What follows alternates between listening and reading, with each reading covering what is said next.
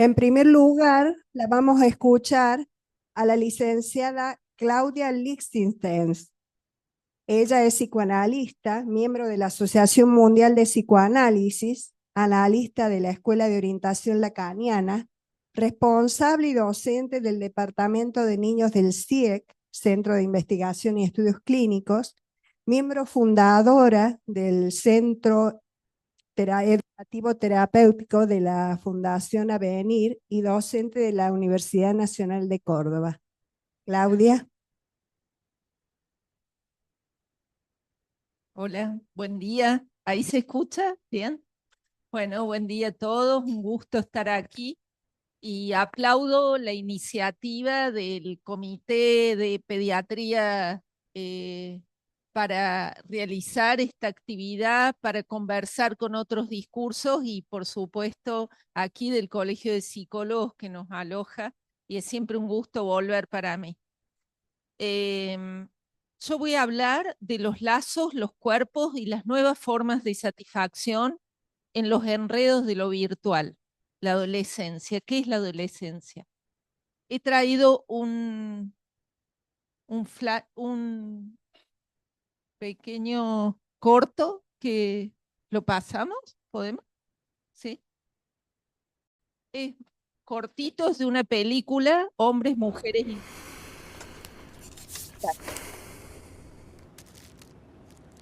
Bueno, ¿qué quieres saber? ¿Qué es importante en tu vida ahora mismo?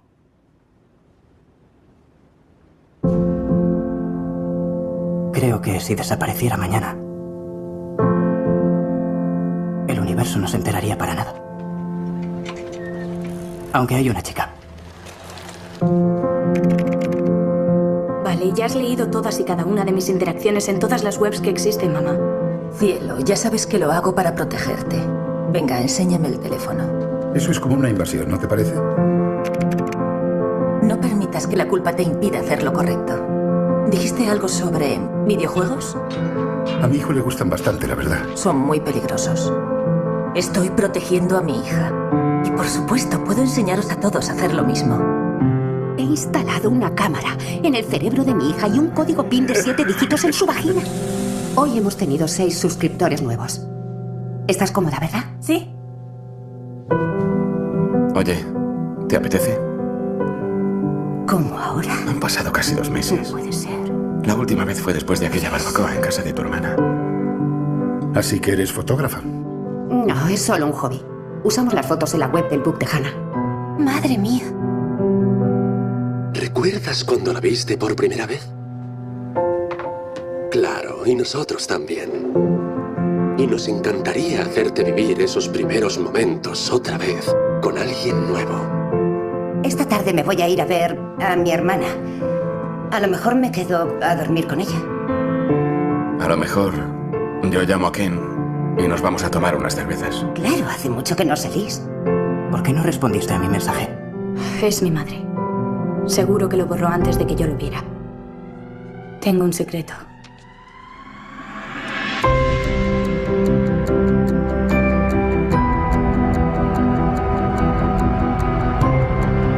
Me parece que no entiendes lo peligroso que es todo eso. Lo único peligroso en esta casa, mamá, eres tú.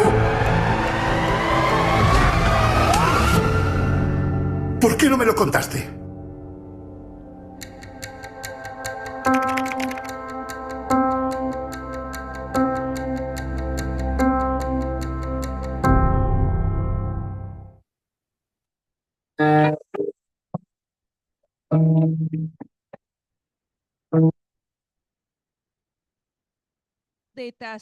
Un detalle justamente que nos muestra la adolescencia, pero también quienes están en el entorno, ¿no? Los padres o aquellos que nos encontramos por ahí cerca de ellos hoy.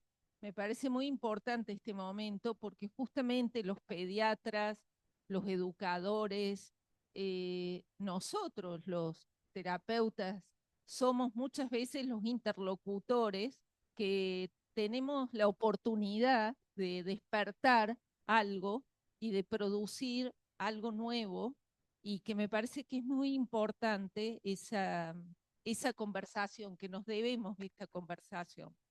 Entonces, un poquito ubicar en qué momento se encuentran este joven, a mí me parecía que traducía muy bien, no pasa nada si yo desaparezco.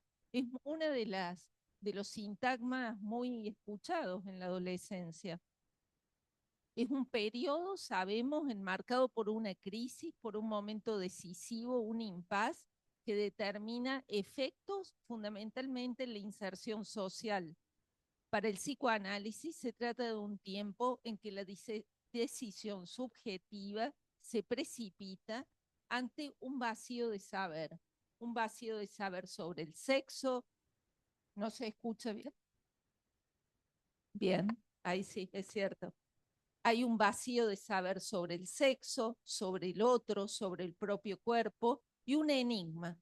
Y en todo caso nos preguntamos, ¿qué podemos hacer en ese momento? Acompañar, cómo acompañar a los padres. Vieron en la película esta, sale la madre que controla a su hija absolutamente, no le deja responder ningún mensaje. Estamos ahí también en un problema, porque nos preguntamos cómo ser operativos en ese momento, cómo acompañar a los adolescentes. El sujeto es interrogado por su cuerpo, por la extranjeridad de la imagen, frente a la irrupción de caracteres sexuales, pero también por el encuentro con emociones que desconoce, que desconocía antes. El terapeuta le pregunta, ¿qué fue lo que te pasó en el último tiempo? Y fue el encuentro con alguien, es decir, algo amoroso, algo de otro orden, porque podríamos decir que en este tiempo el amor está de nuestro lado o el amor está por fuera del discurso, está como un poco forcluido de nuestro discurso. Entonces, el sujeto un poco se pregunta qué hacer como hombre, qué hacer como mujer, qué respuestas dar a la inquietud sexual. Y fundamentalmente el semblante es lo que le sirve de recurso para ensayar respuestas frente a ese vacío de saber. Freud lo ubicó en 1905, citó la pubertad como la etapa del desarrollo libidinal en la que el niño se le presentifica ese vacío o agujero en las respuestas y en el saber, y se le plantea una serie de lecciones que se redefinen en la adolescencia. Entonces podríamos decir la adolescencia es el momento donde se producen las respuestas sintomáticas de la pubertad. Es decir, que el sujeto está permanentemente ensayando respuestas, síntomas a esas preguntas que se había hecho. Ante el encuentro entonces con este imposible, apela a los recursos al alcance, su modo de satisfacción, su versión de elección de objeto, y allí lo que podríamos decir, Lacan habla del despertar de la primavera. A mí me gusta mucho ese texto, que es una obra de teatro que si la ven alguna vez es muy preciosa porque es todos los adolescentes en crisis y dramáticamente en crisis. Se trata justamente del despertar de los sueños. Y nos podríamos preguntar, ¿qué sería de la adolescencia sin los sueños? Sin los sueños, porque hoy fundamentalmente los jóvenes, cuando uno le pregunta, ¿y tenés sueños? ¿Soñas? A veces se sorprenden porque es algo que ni registran. No registran que los sueños es algo que les pasa, que piensan, bueno, que acontece en algún momento.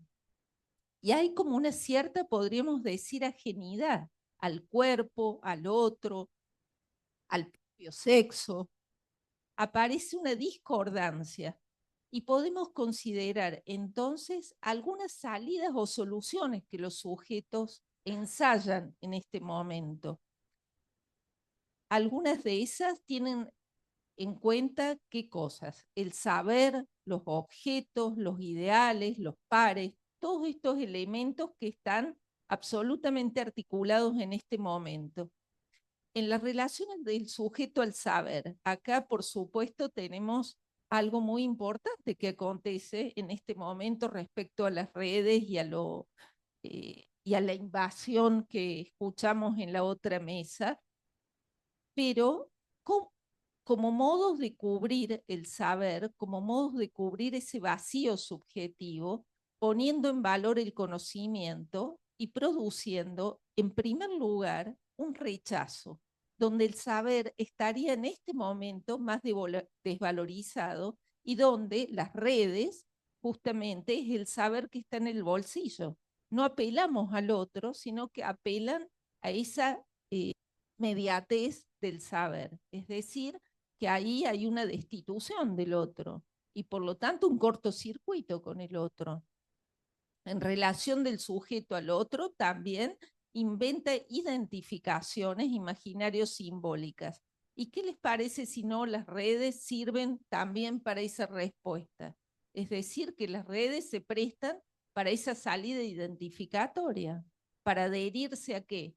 No a lo diferente, para adherirse a lo mismo, para buscar los conjuntos que se satisfacen de la misma manera. Y así se arman una serie de conjuntos donde los sujetos, los adolescentes, se inscriben como goces igualitarios, como satisfacciones igualitarias.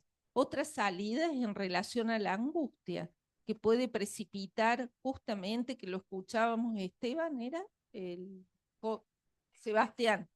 Me gustó mucho su presentación, porque la angustia puede precipitar justamente la disolución imaginaria.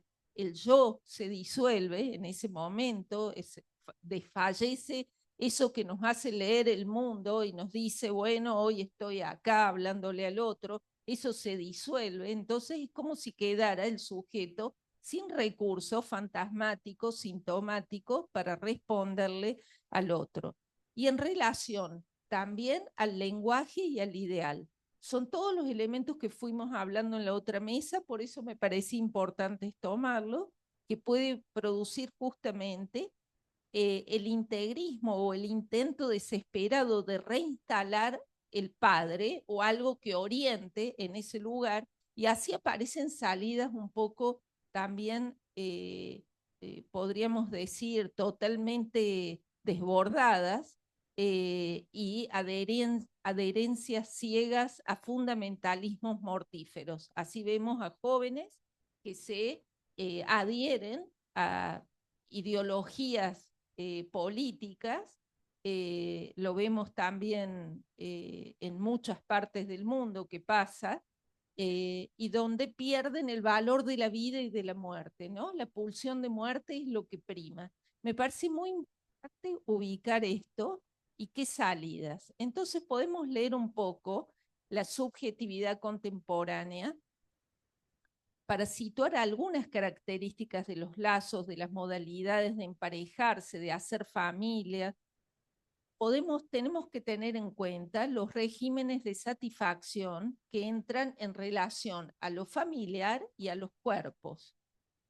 Por un lado tenemos un empuje, que lo dijeron en la otra mesa, unificado a consumar el éxtasis del todo. Esta película se las recomiendo porque realmente hay ese empuje, ese envión, ese torrente, tanto en la vida adulta de los padres como en los de los jóvenes, exiliando, podríamos decir, o forcluyendo también cualquier registro de las pérdidas y hasta de registrar la propia satisfacción.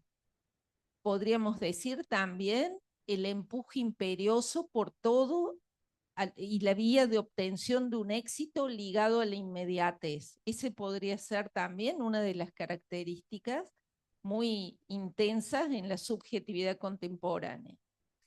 El sujeto y el objeto. Podríamos decir que el amor y el capitalismo en este momento se empalman. Por eso digo, es un amor raro, porque los jóvenes acceden, por ejemplo, los que acceden a tener encuentros sexuales, pero donde el amor no está en el registro ese de cómo ensamblar o cómo amortizar un poco el encuentro con el otro con algo de simbólico, ¿no? Es el encuentro con el otro cuerpo, pero pareciera que faltara todo esa amortiguación simbólica, ¿no? Que trae el amor. Entonces, más bien se trata de la lógica del uso y del desuso. que rigen la actualidad. Los lazos entre los sujetos de una manera generalizada cristalizan valoraciones más mercantilistas y lo podemos ver mucho en los adolescentes donde se etiquetan, ¿no? Hasta con una fecha de caducidad, podríamos decir, ofertas de encuentro fácilmente descartables que producen la deriva hacia un sujeto anónimo. Y me parece que ese punto es fundamental. Y en eso, para nosotros y para los operadores de la salud, como son los pediatras, los educadores, todos los que estamos en el campo de la salud, es muy importante porque son momentos de oportunidad de nombrar a ese sujeto, de ofrecerle algún significante que lo nombre y que diga, no que hable o que le reprima o que lo ordene, sino que nombre. Porque me parece si hay algo que acontece en este tiempo es el desierto de significantes del lado del otro. Más bien está el extravío del otro, que lo vemos bueno, en esta película y lo vemos en la mesa pasada que hablaron mucho de eso. Bien, la soledad. Habló Sebastián de la soledad y me parece que es un tema insoslayable. Hay el individuo y esto implica un individuo en este momento que más bien rechaza cualquier fragilidad, cualquier vulnerabilidad, rechaza su división misma. ¿Y por qué? ¿Cómo podemos vivir si rechazamos la división misma humana? Entonces, ¿cómo reintegrar un poco la división a que no es tan dramático que un sujeto tenga fallas, esté dividido, que no sea absolutamente el éxito y la felicidad lo único que se pueda lograr, ¿no? Bueno, es así que entonces encontramos estas salidas por el colmar, la avidez, el consumo, todo esto que estuvimos escuchando, la avidez por los objetos, que funciona como un sostén social y familiar también, y la felicidad podríamos decir como un ideal que es alcanzable, no es que es imposible, que es alcanzable. Pero esto crea un circuito que no tiene frenos, no tiene puntuación.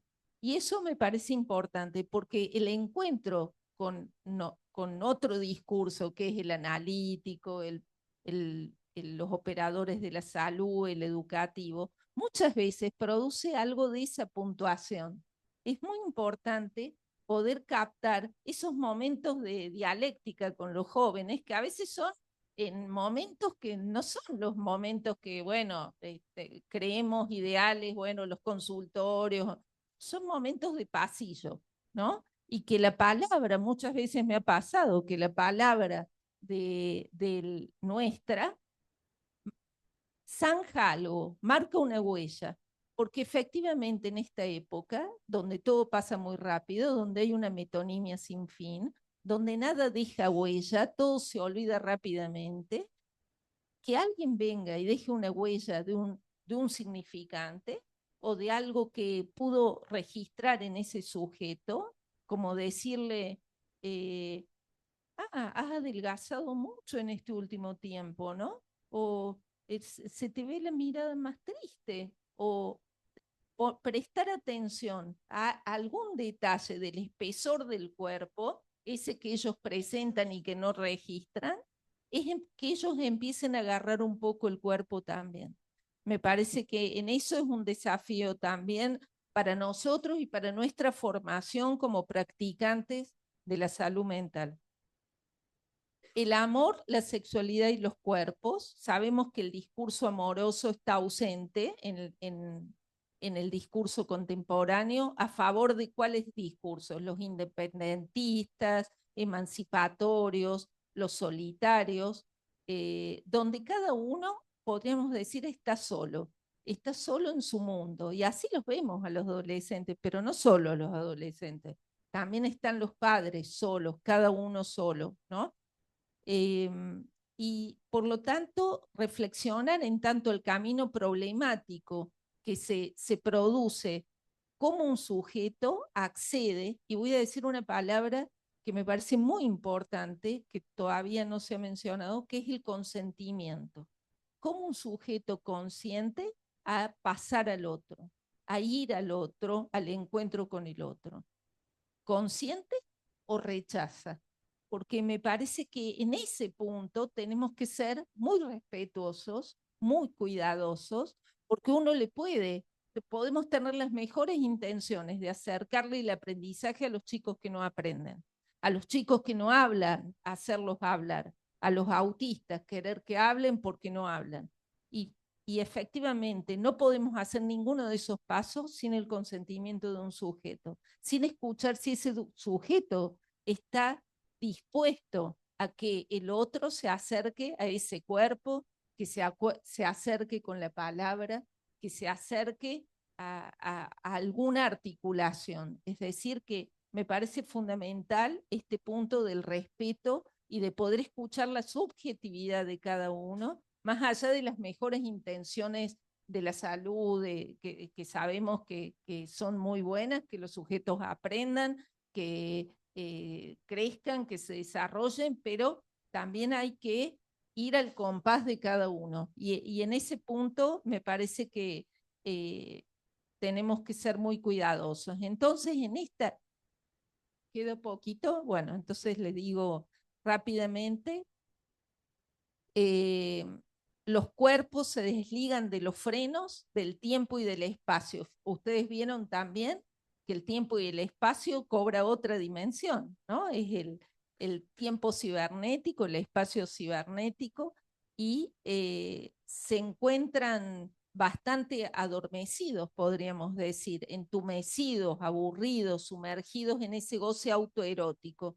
Entonces me parece muy importante ubicar cómo cada sujeto, cada adolescente encuentra ese goce solitario para poder acercarnos a eso y por supuesto que no es sin la pulsión, por eso hablé de los trastornos alimenticios, de los consumos, bueno, de todas las formas que toma el exceso y la pulsión.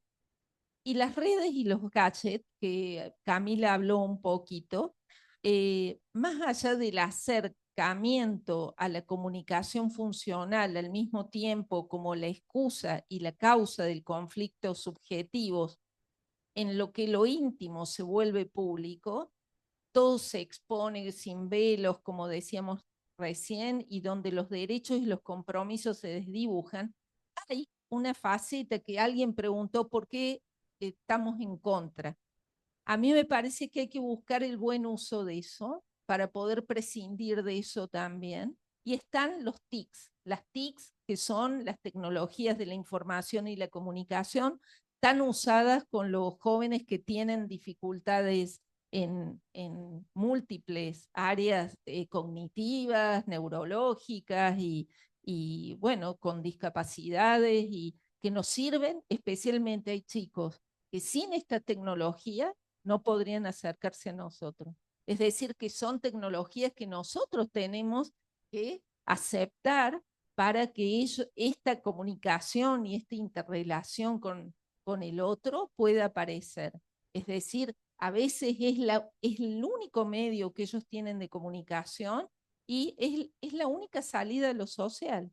Ver todo el día videos, que después, si nosotros permitimos que eso esté un poco reglado, un poco regulado, hay un consentimiento a que eso pueda desplazarse y ampliar un poco la salida a lo social que está tan restringida. Bueno, tengo más para decirles, pero después.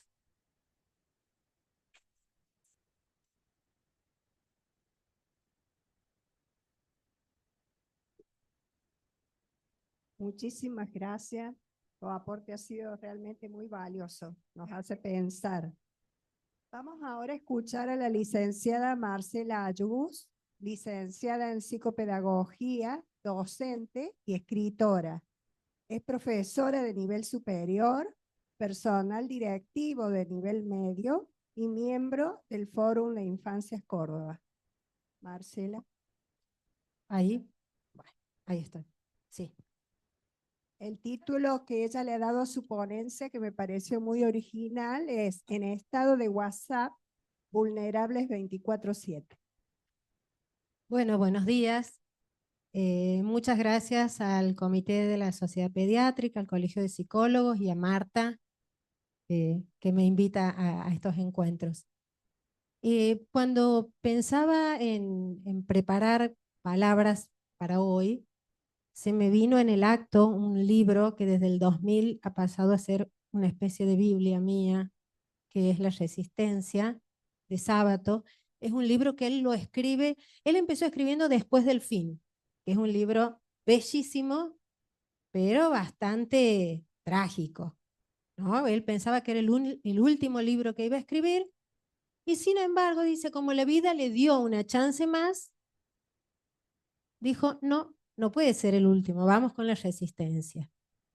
Y ahí empezaba a organizar estas palabras que quiero compartir con ustedes, pensando en los lugares de resistencia que tenemos frente al avance de tanta crueldad en el mundo. Estamos asistiendo a un genocidio transmitido 24/7 en las redes, estamos ante políticas tenebrosas. Entonces pensaba en buscar y en acompañar a encontrar lugares de resistencia. Como mi lugar de resistencia ha sido siempre la escritura, desde ahí quería traer una poesía para compartir con ustedes que habla del ejercicio de creer. Es de Viviana Ailef. ¿Qué hace la gente cuando pone cáscaras de mandarina sobre el calorama? O los que dejan vasitos con agua en las esquinas de su casa. Los que limpian con sal gruesa, con vinagre blanco, con amor e intención. Con un alto cuarteto del Potro Rodrigo. ¿Qué hace la gente que llega a un hogar y siembra de inmediato una ayuda allá afuera? ¿Qué hace? ¿Qué piensa? La que va a misa de ramos y cuelga el suyo bendecido por adentro. El que tiene una ristra de ajos por afuera. Los que colgaron un mandala, el ojo o la mano de Dios. Quienes tienen los santos afirmados en pequeñas esculturas o en una estampita dentro de la billetera. ¿Y vos? ¿Qué estampita tenés ahí adentro? ¿Qué tesoro guardas? ¿Qué hacen los que se persignan, los que agradecen, los que dicen si Dios quiere, los que tocan bocinazos cuando cruzan el gauchito? ¿Qué hacen los que se vacunaron, los que no lo hicieron, los que no andan predicando por sí ni por no, los que viven? El que compró 7 cañas con ruda para el primer día de agosto y va a repartirlas generosamente. El que peregrina por San Cayetano por pan y trabajo, para todos, todo, por favor. El que juega convencido a la quiniela el número de años de su niño o la edad que tiene su madre, todavía. Quien se decide a ser padre, a ser madre, o quien elige no serlo y se respetan mutuamente. Quien se levanta un buen día y dice, hasta acá llegamos, y organiza algo en la ruta o inicia una revuelta de unos pocos. ¿Qué hace quien se levanta cada día y saluda al cielo? El que antes de dormir se dice, hasta mañana. ¿Qué hace ese? ¿Qué misteriosa cosa es que hace sino tener fe? Una fe bien convencida de que algo va a consolarle, de que una cosa aún nos cuida, de que hay pequeños sentidos e indicios disponibles para el ejercicio de creer. Bueno, quiero comenzar también esta ponencia con un cuento real, un cuento de lo que sucede en la secundaria por la que ando, trajino y reniego y disfruto y soy feliz cada día. Pusieron la foto de Tommy en un estado de WhatsApp del curso. Una en la que estaba distraído, los ojos semicerrados, el pelo un desastre, la boca abierta. Porfa, bájenla, pide, y recibe respuestas, risas y stickers. Llega llorando a la casa. No quiere hablar, no cuenta. No quiere preocupar a la madre que demasiado tiene ya con el trabajo de enfermera por las noches. La carpeta duerme el sueño eterno en la mochila y él no quiere volver a la escuela para ser otra vez el blanco de las burlas. No encajo en los grupos, nadie me busca en los recreos. Nadie se daría cuenta si un día no vengo más, se dice. Pero hay una profesora que lo mira, que advierte la chispa en los ojos cuando hablan de poesía, que nota su tristeza y que pregunta. Y tal vez sea solo esa pregunta la que le devuelva a Tommy las ganas de quedarse, de encontrar en los libros que ella le pasa poemas de otra gente que también estaba sola y encontró el universo de las palabras. Pasa la tormenta. La foto que suben al estado de WhatsApp ahora es de otro. Y es ahí cuando él se anima a avisar al preceptor, a hacer público el dolor al que son sometidos unos cuantos. A veces es más fácil luchar por los demás que por uno mismo. Hay una madre que viene a la clase, que viene a la escuela y hace un escándalo. Otro profesor que plantea hablar sobre el acoso y más adultos que se entrometen y logran, o eso espero, hacer tomar conciencia del daño. Tommy vuelve esa tarde a la casa y la madre le alcanza un té con tortilla, calentita. Qué suerte que a veces la taba cae boca arriba y se acomodan los dados y el dolor pasa como un pájaro negro que vuela lejos. Qué suerte que aún hay poesías y profes que miran y madres, aunque sean las de otro, que se animan a venir y a gritar en las escuelas. Y no saben cómo gritan. Bueno, solo una ínfima parte tomar aquí del mundo de las pantallas, por eso hablaba de los estados de WhatsApp 24/7, sin entrar en enredarme en tantas redes, ¿no? Como esas mallas plásticas que estrangulan a las focas y a los delfines, y buscando, tal vez como esos hombres que aparecen en los TikTok o en los videos que van corriendo detrás de las focas por la arena, las meten en una red hasta lograr cortar y liberar a alguien. Buscar entonces ese nido, ese nylon que ahorca, ese hilo, ese nudo para desatar y liberar, aunque sea unos cuantos de estas trampas virtuales y mortíferas que nos tienen amarrados. Quisiera tomar este cuento del que hablo, el estado de WhatsApp, para hilar unas cuantas frases y abrir preguntas, más que señalar certezas. Preguntarme, por ejemplo, la dimensión que implica un estado de WhatsApp y estar expuesto 24/7 al escarnio de quienes se regodean en el dolor de otro, de otra. ¿Qué ocurre con esos videos o imágenes de los que se puede hacer captura? Dejo la palabrita a los lacanianos. Para tener guardado una foto en la cual se hace uso como sticker o para perpetuar una burla en el tiempo líquido y eterno del Internet. Viralizar, otro término que aparece y nombra eso que se hace indetenible, sin control, sin filtro, que viaja de pantalla en pantalla, de una mirada a la otra, a la velocidad casi del sonido, que pasa a no tener dueño, a ser un rastro que va dejando consternación y angustia. Pareciera que en las redes no existe el derecho al olvido. Otro punto que señalo del cuento es el de la imagen vergonzosa y del pedido de Tommy. Bájenla, por favor. Aquí nombro la experiencia con adolescentes desde el tiempo escolar, desde la trinchera desde la escuela, desde el amargo desasosiego de que el mundo se quede con una imagen nuestra que nos humilla y que sirve de carnada para las burlas obscenas sobre el cuerpo y lo que implica la mirada en ese tiempo de constitución subjetiva tan dolorosa como suelen ser las adolescencias. Ese goce perverso de regocijarse en una escena y repetirla morbosamente hasta el infinito. Hay un estado de WhatsApp, hay un estado de dolor que no solo provoca risa, sino algo más siniestro, provoca indiferencia, falta de empatía hacia el sufrimiento del otro, ruptura de un tejido de ternura que suele ser la única trama que sostiene. Tommy se calla, se duele, pero sobre todo sintiendo tal vez que esas son las reglas del juego, que ya está tanto lío Tommy por una foto. Pero algo ocurre. Suben una foto de otro chico y ahí es donde quisiera detenerme. Aquí Tommy levanta la voz y la hace grito. Da aviso a un adulto y aparece una madre y otros más que intervienen.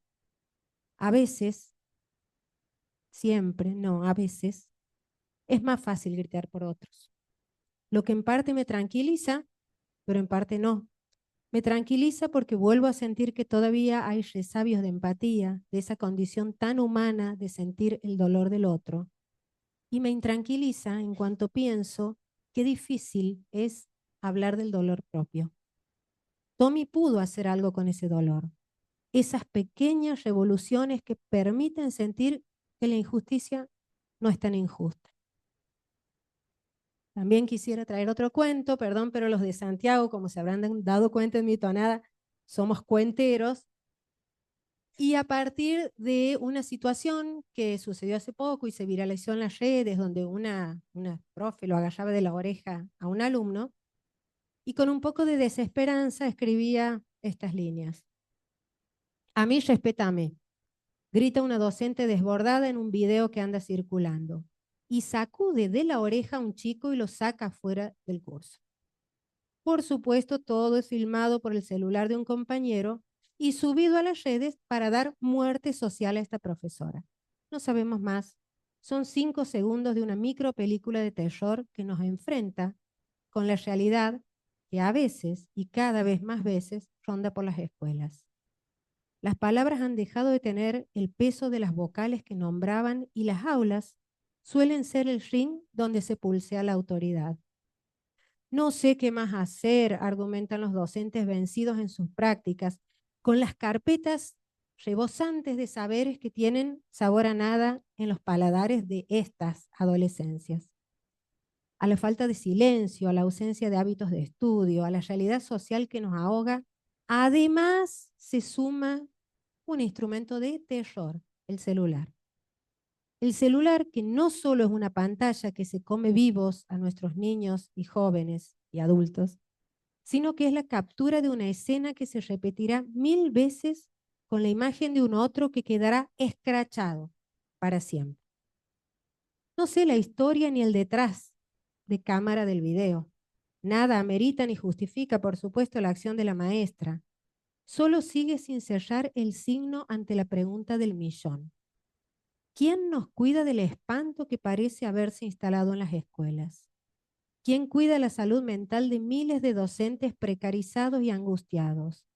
De adolescentes que no ven una salida más allá de las puertas hostiles de la amarga Argentina que hoy es nuestra patria. La bandera se iza cada día renovando una esperanza que es también en ocasiones una utopía. Y aunque quisiera sellar este relato con algunas palabras que me sirvan de consuelo, clavo la mirada en el celular en el que escribo y cierro los puños, sintiendo que al menos hoy mi fe se desliza por las cornisas de la pena. Ese día la verdad que estaba bastante angustiada por esto que pasaba, por esto que les cuento de transitar las escuelas y escuchar todos los días situaciones muy similares a las que les cuento. Peleas de chicos y chicas filmadas, subidas al celular, fotos que ahora también, no voy a entrar en ese tema porque tendríamos para toda la tarde, ¿no? Esto de trucar una imagen con inteligencia artificial, entonces ponerle a una cara el cuerpo de otra chica, sacarle el novio real y ponerle un novio de otro curso, y todos estos trucos y magias que permite la inteligencia artificial, no la voy a adjetivar, pero pensando en eso, la verdad que a veces entra un estado de desesperanza muy grande, sobre todo al momento de pedir cosas que pareciera que los adolescentes de hoy no están habituados. Escuchaba cuando hablaban en la mesa anterior esto de acuerdo con la persona que hablaba, no me acuerdo quién, que hablaba de estas crianzas respetuosas y de la teta todo el tiempo, ¿no? En esto de a veces sacar y dar permite construir también el no, el hasta aquí. Hoy eso en las aulas no existe más este silencio que ustedes están haciendo. Es una sinfonía para mí. No, en mi cabeza no existe el silencio. Me subo al auto y apago la radio porque siento que, y sabemos que hay animales que sometidos a un volumen o a un bullicio constante se mueren. Bueno, esos son los escenarios actuales de nuestras escuelas. Bullicio permanente, nadie pareciera tener algún mínimo interés. Y si hay algunos cuantos que tienen interés, los otros también están ahí para decirle, deja de joder. Y los profes que a veces sienten que se tienen que convertir en una especie de piñón fijo para llamar permanentemente esa atención que está en cualquier parte menos ahí. Con ese relato que acabo de leerles, quería volver a plantearnos el modo de trabajar en las escuelas sin que estas escuelas se conviertan en un gran hermano permanente, como decía Orwell. Porque también está esto que nombraron, ¿no? El tema de prohibir los celulares en las escuelas. Prohibir siempre es más fácil que regular. El tema es que prohibir es la palabra favorita de los adolescentes, ¿no? ¿Cómo se hace con esa especie de ley seca para que esto no los habilite a buscar otras maneras de tener el celular que no sea la legalizada por la escuela? Sí, y ahí, en esto, ¿no? De pensar qué se hace, qué no se hace, cómo se regula, pensaba en darnos lugar y habilitar palabras para poner en juego esto que les pasa con las pantallas.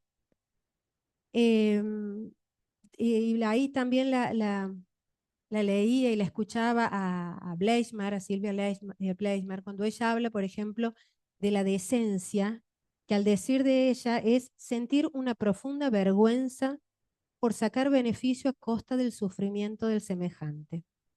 Y pensaba en poner en juego esta frase, en poder armar talleres, encuentros, en poder poner en palabra esto que nos está pasando, que Tommy pudo decir cuando le pasaba al otro, pero no pudo decir cuando le pasaba a él. Buscar momentos, porque sí creo en los adolescentes, absolutamente.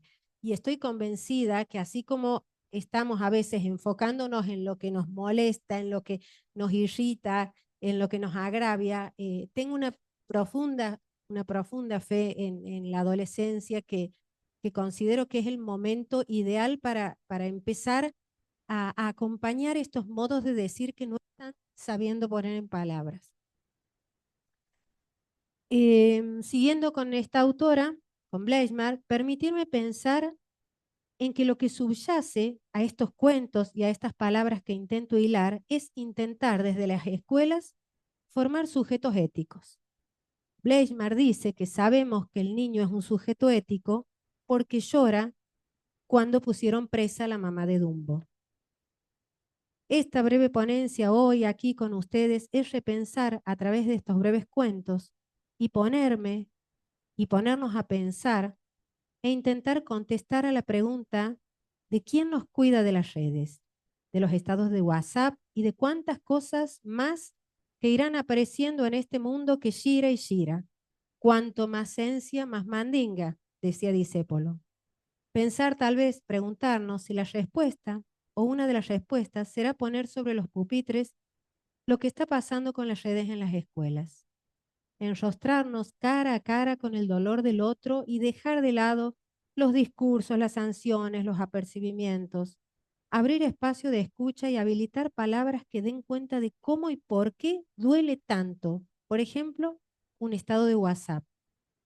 Porque la educación, lo sabemos, pero lo repito, no es solo transmisión de conocimientos y menos en esta época que la tecnología se encarga de producir conocimientos, la IA, sino que la escuela, sigo con Bleismar, es la encargada de producir subjetividades en un momento en el que la mayoría de los medios de comunicación están en manos de corporaciones.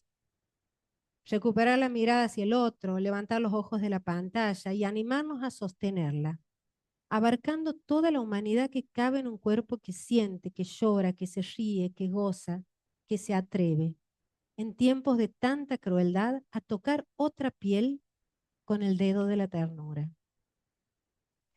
Y quiero finalizar con una poesía de Nina Ferrari, convencida que el arte y las metáforas son las redes que pueden mecer la humanidad. Me mata esta poesía, me mata esta poesía. Voy a poner mi mente en blanco, como dicen en teatro. Ahora que estás creciendo, quería que sepas que me da igual si te vas a enamorar de una chica o de un chico. Si vas a decidir ser escritor, basurero, abogado, si vas a vivir arriba de casa o en otra provincia, si vas a gastar todo tu sueldo viajando. No, la quiero leer. Si cuando me haya ido me recuerdes con orgullo o con un poco de vergüenza. Lo que sí me importa, y mucho, lo que nunca podría darme lo mismo, es que en un mundo que se derrumba frente a la injusticia y al dolor, frente a la desigualdad y la miseria, seas indiferente.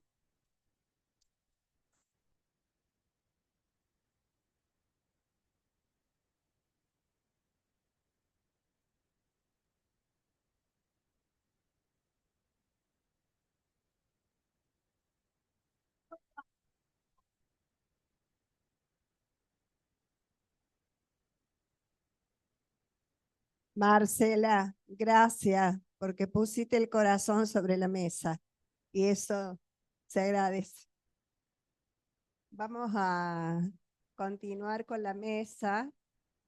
Del corazón nos vamos a la justicia. Hagamos un salto existencial. Vamos a escuchar a Américo Wills, abogado de grado, magíster en ciberseguridad y ciberdelincuencia de posgrado, que se desempeña actualmente en el Ministerio Público Fiscal de Córdoba. Y hablando del corazón, de la justicia y del abogado, su título es El dolor es real. También soy tallerista de la Defensoría de Niñas, Niños y Adolescentes. Perdónenme, me voy a levantar porque interactúo un poco con la presentación. Dale. Voy yendo y viniendo. Bueno, como ahí ven, soy también tallerista de la Defensoría de Niñas, Niños y Adolescentes. Trabajo en el Ministerio Público Fiscal actualmente. Abogado de grado, de posgrado, tecnólogo. Toda mi formación de posgrado es de tecnología. Como bien mencionaba Cristina, te traigo dos casos paradigmáticos de actualidad. Perdón si le doy la espalda. Dos casos de actualidad. Uno es de Córdoba y otro es de hace 3 semanas, que es de Buenos Aires. Y los traigo porque esta es una de las denuncias que más ha crecido acá en Córdoba, no solamente Córdoba capital, sino también en el interior de Córdoba. Así que vamos con la primera. Dame un segundo. Dale. ¿Acá? Sí, soy un desastre, perdónenme, pero siempre estoy parado. Producto de un entrenamiento me daba vergüenza antes de hablar en frente de público. Y después me entrenaron a moverme, pararme. Así que bueno, quedé así, un mutante. Vamos a la siguiente. Perfecto, acá se ve. Como les decía, dos casos. Sigamos. Este es el primer caso que le traigo a partir del minuto 1:40. Es un YouTube, fíjate, adelantarlo si querés. Y lo adelantás al minuto 1:40. Minuto un poquito más atrás. Ahí, un poquito más. Ahí, perfecto, ahí. Un segundo les explico. Este es un caso, hace 3 semanas originó el debate de una ley en el Congreso, que este proyecto ya fue aprobado, fue reglamentado. El equipo de Mónica Macha es la diputada, ella es especialista y, no solamente en perspectiva de género, sino en violencia de género digital. Ella y su equipo introdujeron este proyecto, pero les invito a que escuchemos 5 minutos cuál es la historia de Emma Bondaruc. ¿Compartimos tu nota? Dale. Habla la mamá de Emma. Mi nombre es Laura Sánchez, yo soy mamá de Emma Bondaruc. Mi hija, una adolescente de casi 16 años, fue víctima de violencia digital de género en agosto del año pasado.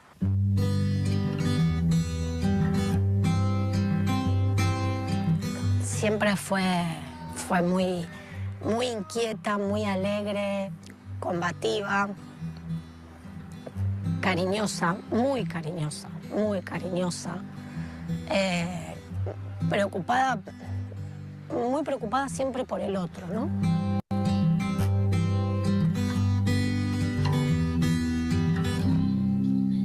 ¿Y qué es lo que más extrañas de Emma? Todo extraño. desde las peleas, que teníamos muchas, hasta que, no sé, viniera a acostarse conmigo a ver una serie, se aparecía en la cocina bailando, todo. El viernes, que fue el día que se difundió el video, el 23 de agosto, se fue al colegio preciosa, le sacaban la foto anual. Bueno, me fui al trabajo y cerca del mediodía recibí una llamada de la secretaria del colegio donde ella estaba yendo, en Longchamps, y que me lo comenta como algo bueno. Mirá, se difundió un video con imágenes íntimas de Emma, con un compañero del colegio. Ya hablamos con los dos. Nosotros no podemos hacer nada porque los teléfonos son propiedad privada. Yo llegué a casa medio tarde de trabajar, había gente en casa, no pudimos hablarlo. El sábado a media mañana, cuando empezamos a hablar, yo tuve pánico en ese momento porque el chico nosotros la verdad no lo conocíamos y yo sentí pánico.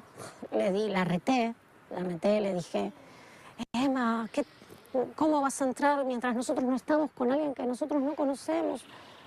Si te hace algo, le dije, si te viola, si te mata, y yo entro y te encuentro, tengo que morir atrás tuyo, le dije.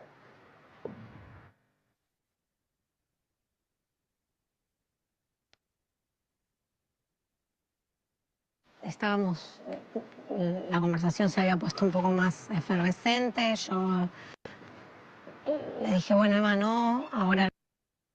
Bueno, son los hechos de este caso. Perdón. Esto es lo que no sé si lo escucharon, se denomina difusión de imágenes íntimas no consentidas. Ya hay muchos proyectos al respecto. Y este caso que plantea acá Laura y que introdujo la diputada Macha, vamos a la siguiente, dio origen a este proyecto de ley.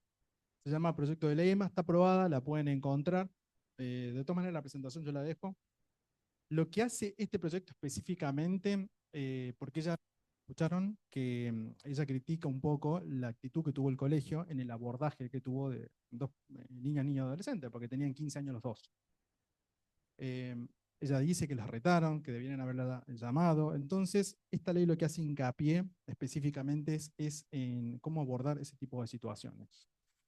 Habla mucho de la formación, de hecho obliga a las instituciones educativas a que tengan que tener un abordaje específico, tienen que especializarse en formación en perspectiva de género y sobre todo en tecnología de información en la comunicación. Pero fíjense que nosotros hablamos de difusión de imágenes no consentidas. Esto tiene origen en otro caso que ustedes ven acá, que pareciera ser muchos, y esto nosotros lo tratamos siempre cuando vamos con la Defensoría al interior, a dar talleres en colegios. Muchos dicen que es travesura de chicos, incluso abogados defensores, como es el caso que le voy a traer a continuación, hablan de que son travesuras entre niños y adolescentes. Pero esto tiene un origen. Por eso un poco es el título de la charla, ¿no? Vamos a la siguiente. El origen de esto es este proyecto de ley. No sé si escucharon alguna vez hablar de Belén San Román, año 2020. Belén San Román, brevemente les comento, vivía en Gran Buenos Aires, en el departamento de Bragado. Ella se pone en pareja, ella era mayor de edad, se pone en pareja con una persona, en la intimidad, ella con confianza, producen videos íntimos y los tenía la expareja. Pasa expareja porque después ella corta la relación. Que lo que pasa es una mecánica que se da constantemente en este tipo de hechos. También lo llaman porno venganza. Y hay que diferenciarlo, acá abro un paréntesis. Porno venganza puede tratarse cuando hablamos de personas que son mayores de edad, pero nunca cuando son niñas, niños, adolescentes. Porque acá un poco hablaba la licenciada al principio, cuando hablamos de niños, niños, adolescentes, falta algo en derecho y el abordaje jurídico es consentimiento. Cuando se toman imágenes de contenido de carácter o de naturaleza sexual explícita de niños y adolescentes, no puede haber consentimiento alguno, sin importar el rango etario, sino ya entramos allí en lo que hay jurisprudencia, no solamente en Córdoba, sino en Argentina y Latinoamérica, es un abuso sexual. Pero volvamos al tema de Belén San Román. Ella era mayor, le consiente el video. Corta la relación, la expareja dice, retoma la relación, difunde el video. Ella se niega. ¿Qué es lo que hace esta persona? Difundió el video, un departamento chico, Buenos Aires, le llegó a la familia de Belén San Román. Belén San Román tenía 26 años, tenía 2 hijos. Ella era fuerza de seguridad, trabajaba como fuerza de seguridad. Cuando le llega el video a la familia, ella se quita la vida. Esto dio origen a este proyecto. Este mal llamado Por una Venganza, porque en realidad, como decía al principio, es difusión de imágenes íntimas no consentidas. Pero fíjense, si nosotros hacemos una analogía entre los dos casos, el primer caso no fue una coacción. Acá hubo una coacción porque él, esta persona, le dice a Belén San Román que retome la relación, y ante la negativa, la amenaza de difundir el video. En el caso anterior no. Por eso, desde la Defensoría, yo trabajo en el Instituto de Formación, específicamente el Ministerio Público Fiscal, nosotros apostamos por una formación y lo que la Defensoría tiene, que es la construcción de una ciudadanía digital. Yo no tuve la oportunidad de estar más temprano, pero no sé si hablaron de cibercrianza o crianza. Bueno, es tratar esto, ¿no? Concientizar qué es cibercrianza, de los peligros, y esto lo trata mucho Jonathan Haidt, no sé si alguien lo conoce, es conocido como un ciberpsiquiatra. Él tiene un libro que se llama, del año pasado, La generación ansiosa. Y él habla allí justamente de esto de cuál es el peligro de la cibercrianza, ¿no? O de una cibercrianza sin responsabilidad. Él dice en su obra, muchas veces creemos que si está dentro de la casa un niño o niño adolescente y no está afuera, es más seguro. Y le damos un dispositivo de conexión sin control. Bueno, él dice no, justamente es mucho más peligroso. No sé si conocen, hay un caso, 2017, el caso de Micaela Ortega. ¿Les suena Micaela Ortega? Micaela Ortega era una niña de 12 años, tenía un perfil de Facebook permitido por la mamá. La mamá controlaba ese perfil de Facebook, controlaba las conversaciones que tenía en Facebook, y ella creía que estaba segura, Micaela. Micaela era fanática de River, entonces siempre que ganaba River había un partido, hacía un posteo en Facebook de que grande River, etc. En una de esos perfiles, el perfil era público. Otro perfil que ya se llamaba fanática de River, empecé a escribir, yo también soy fanática de River, y le dice que tenía la misma edad, 12 años. Micaela Ortega un día discute con la mamá, que es algo cotidiano, le dice a esta fanática de River, nos encontremos en tal lado, se va a encontrar en una plaza. Esto es 2017, mayo de 2017. Micaela Ortega sale de su casa y nunca más volvió. Un mes después apareció brutalmente asesinada. Ese perfil que la madre controlaba la conversación era Jonathan Luna, ahora está en las noticias de nuevo Jonathan Luna. Era una persona que estaba condenada, tenía prisión domiciliaria, y la mamá creyendo, controlando el teléfono, controlando la comunicación, que iba a estar más segura. Fíjense cómo termina. Esto no es culpa de la mamá, ¿no? Es culpa del contexto. Nosotros tenemos que entender que estamos en lo que se denomina paradigma de sociedad de la información, o dentro del contexto de una revolución digital. Muchas veces decía recién la licenciada Ayus, ese es Jonathan Luna, que hizo un cambio de género.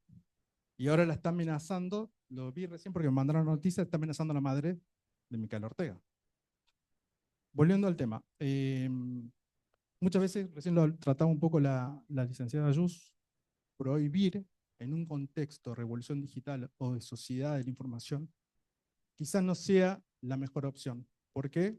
También creo que lo señaló la licenciada.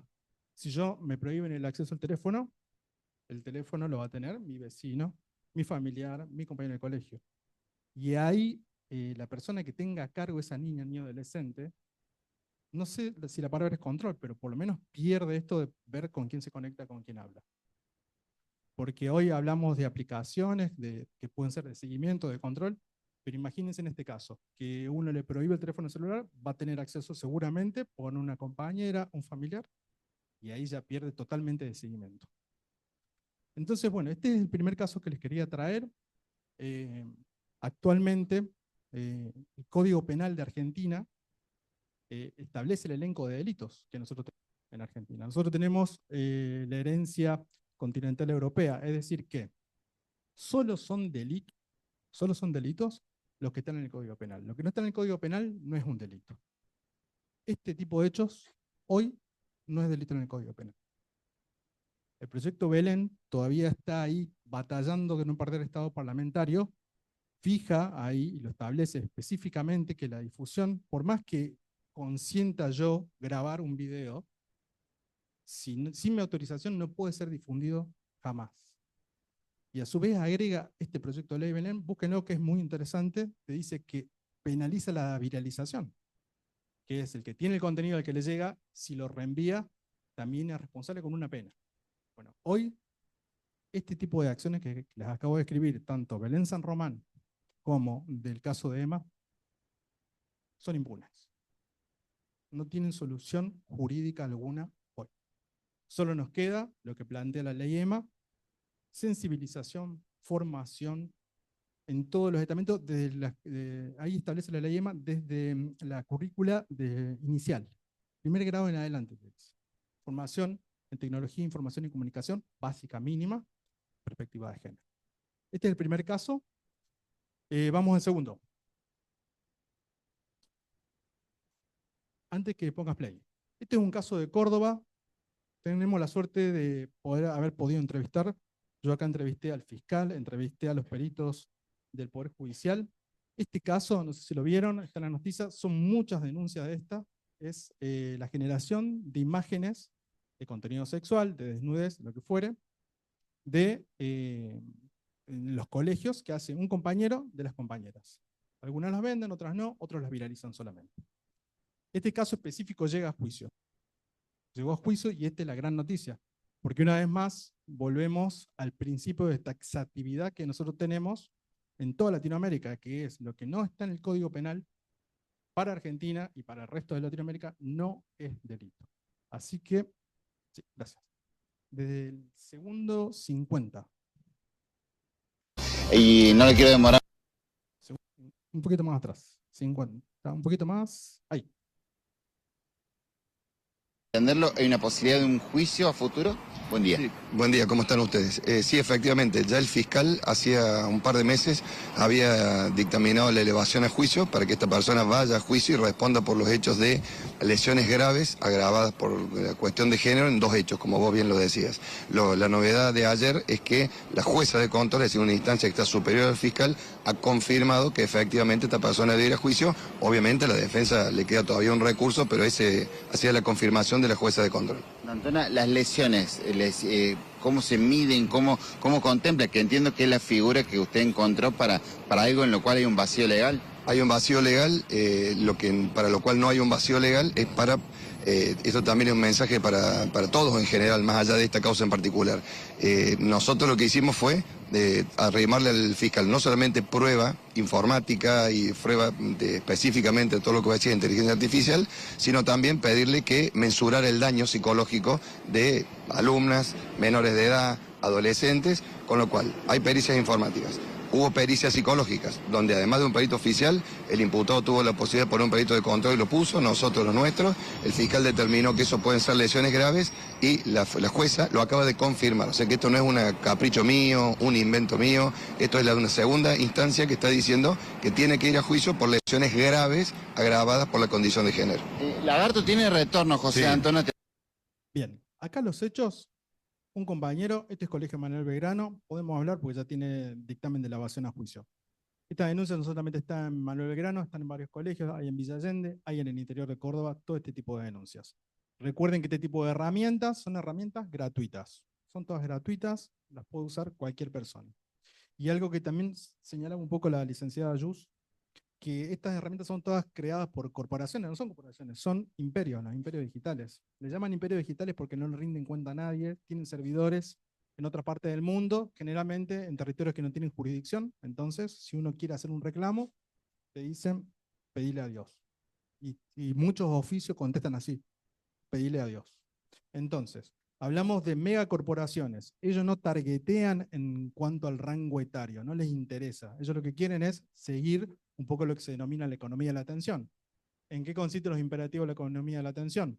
Yo necesito que un usuario esté conectado la mayor cantidad de tiempo posible en mi aplicación, sea cual fuere, necesito que esa persona produzca contenido, que interactúe con la plataforma, y el tercer imperativo es que atraiga más usuarios. Esos son los 3 imperativos de la economía de la atención.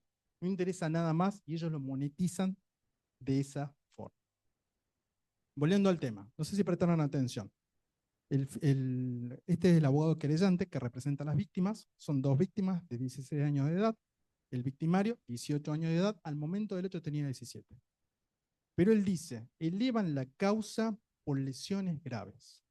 Acá estamos hablando de la producción de un contenido con un motor de inteligencia artificial. Recién les comenté, sería a priori hoy impune hasta ahora porque se está empezando a debatir dónde puede entrar conforme a la cantidad y cómo está creciendo exponencialmente este tipo de denuncias, cómo puede calzar en el Código Penal.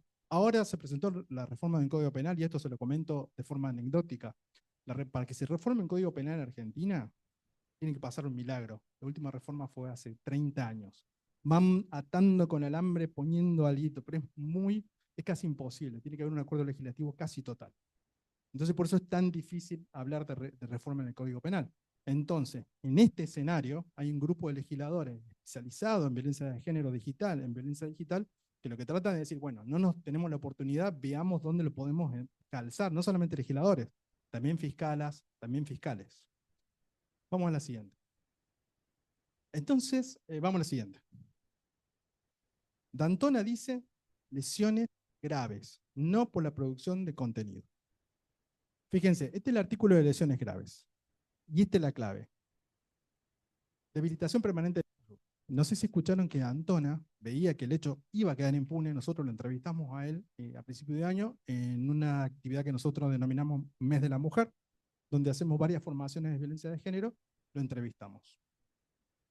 A ese entonces era impune, porque él estaba persiguiendo la producción de las imágenes. Las imágenes pusieron la cara de las compañeras, es lo que se denomina una que se llama face swap. Pusieron la cara en cuerpos de adultas. Eso fue en esta causa específica ese hecho. Y claro, rebotaba, decía, es impune, lo estaban investigando, habían secuestrado todos los dispositivos móviles. Y D'Antona y su equipo dicen, hagamos la pericia. Tienen que acceder, los papás accedieron a las pericias, y nosotros, el equipo nuestro del Instituto de Formación, pudimos entrevistar a los peritos en psicología que las entrevistaron a las niñas, niños, adolescentes, y ahora como ya está elevado a causa, les puedo comentar un poco. Obviamente mi formación no es de psicología, pero a nosotros nos dijeron los peritos, nos dijeron que cuando las entrevistaron a estas 2 niñas, que tienen 17 años hoy, decían que llegaron a la conclusión de que tenían un estrés postraumático similar a una víctima de una guerra.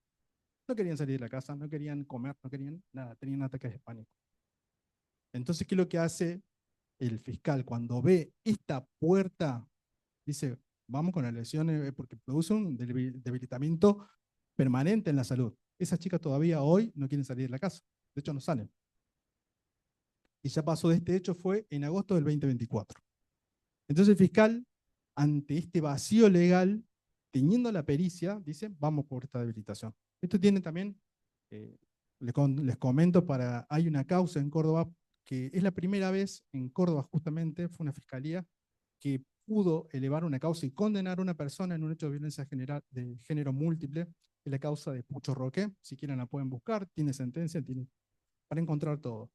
Sobre todo es interesante ahí la pericia psicológica, que es la primera vez en la historia en Argentina que, no por una lesión física, que generalmente puede ser una fractura, la pérdida de un miembro, etc., sino por el estrés postraumático que tenía la víctima, a causa de Pucho Roque, se lo condenó por lesiones graves. Sino, ¿qué es lo que pasaba siempre? Pucho Roque decía, amenaza simple, violación de domicilio, cumplió una condena mínima, salía. Y de nuevo empezaba esta mecánica que él tenía. Allí, lo que hace el grupo de peritos psicólogos de Córdoba, dice no, y lograron esta puerta, y ahora la toma el fiscal. Entonces, vamos de nuevo, no hay un delito que pene la producción de imágenes de contenido sexual de niñas, niños y adolescentes. No existe hoy una norma que te pueda decir, che, investiguemos penalmente. Vamos a la siguiente. Este es el artículo que tenemos hoy. Y yo le decía, no existe. Pero hoy se está debatiendo, hay una noticia, si quieren la pueden buscar, está en Campana, el Tribunal de Campana y de Zárate. Dice, está bien, este es el artículo, nosotros no nos podemos salir del artículo. Pero dice, ¿por qué no? Si producir no se aclara con qué herramientas o con qué métodos. Entonces, la fiscal de Zárate y la Cámara de Zárate dijeron, producir puede utilizar una herramienta de inteligencia artificial, tranquilamente, dice. Entonces lo tomaron. Entonces dice, porque no tenían en el hecho de Zárate, no tenían esta lesión grave psicológica, tenían la generación de contenido, y eran muchos hechos, eran un grupo de compañeros que generaban contenido casi de todo un curso. Entonces dice, no, acá tenemos producción. Y después dice, bueno, pero ¿cómo nos asimilamos cómo atrapamos las imágenes, los videos? Y acá dice, acá la tenemos, todo tipo de representación. Entonces lo que hace el tribunal, mucha astucia, dice, no, acá tenemos la figura penal, vamos por la producción, el Código Penal dice produjere, y dice toda representación, indiferentemente si sea una inteligencia artificial o no. Artículo Código Penal. Código Penal Argentina van a encontrar, artículo 128, el de ahora, y el artículo 90. Entonces acá está la puerta. Esta es la puerta de acceso a algo que parece ser impune. Bueno, acá, y esta es la visión que van a empezar a tomar acá en Córdoba. En Córdoba y en Argentina, porque lo que se produce generalmente cuando tenemos estas brechas, y sobre todo en hechos que son graves, que implican a víctimas que son niñas, niños, adolescentes, se produce siempre un efecto dominó. Entonces, si bien ahora el fiscal logró entrar por la lesión grave, las próximas causas van a ir por este artículo. Esto es con seguridad. Siendo un precedente, que es lo que se denomina leading case, el de Zárate seguramente va a ser el primero, y lo que produce un efecto dominó en todo el resto de las justicias de todas las provincias. Este problema que yo les traigo, no lo tenemos solamente nosotros, ¿eh? Lo tiene Brasil, lo tiene Estados Unidos. El problema, lo bueno que tiene Estados Unidos es que ellos son más casuísticos, entonces ellos ven el caso y analizan con coherencia ese caso. Nosotros, sí. Caso que denuncian los padres a la inteligencia artificial por la muerte de su hijo, que le dio la orden de que lo único que le cabía era suicidarse. Sí. Y ahora hace, creo, 15 días. Y esa causa se resolvió como resuelve la justicia americana, que tiene ahí un gran problema. Indemnizaron a la familia. Es decir, responsabilizaron. Pero indemnizaron a la familia. A diferencia del sistema penal norteamericano, ellos se basan en la indemnización. Este caso, lo demandaron, ellos pagan y se acabó. Las víctimas aceptan el pago y la acción penal se extingue. Nosotros no. Nuestro sistema es un sistema utópico que busca llegar a la verdad, y si hay que condenar, se condena. Este tipo de arreglos no existe en nuestro sistema ni el sistema de toda Latinoamérica. Pero de Estados Unidos se resolvió así, le terminaron indemnizando a las personas. No sé si los conocen el caso, era un chico de 14 años, él estaba aislado, estaba conectado a las pantallas de forma permanente a varias plataformas, y entabló una conversación con una IA generativa, creo que se denominaba Zelda, el perfil, el usuario de este IA que hablaba con él, y terminó induciéndolo, según la causa, según la denuncia, a que el chico se quite la vida. Pero bueno, termina con la indemnización.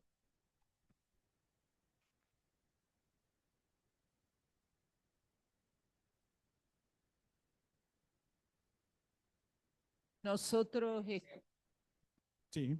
Sí. Sí.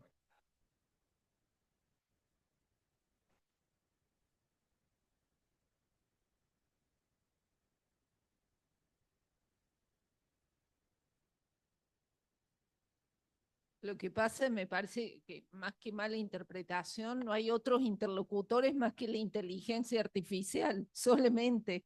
Y muchas veces escuchamos en los consultorios que los jóvenes llegan así contando, que consultan a la inteligencia artificial qué hacer, cómo responder, cómo hacer una solución para enlazarse a alguien o desenlazarse de alguien, ¿no? Bueno, y esto un poco con lo que recién hablaba la licenciada Yus, está, bueno, Jonathan Haidt, él plantea y da una serie de recomendaciones que parecen imposibles en este contexto de revolución digital. Él dice, el teléfono celular, no por el teléfono celular en sí, sino por la comunicación internet permanente sin control, él dice, a partir de los 14 años, dice, habría que dárselo a un niño o niño adolescente.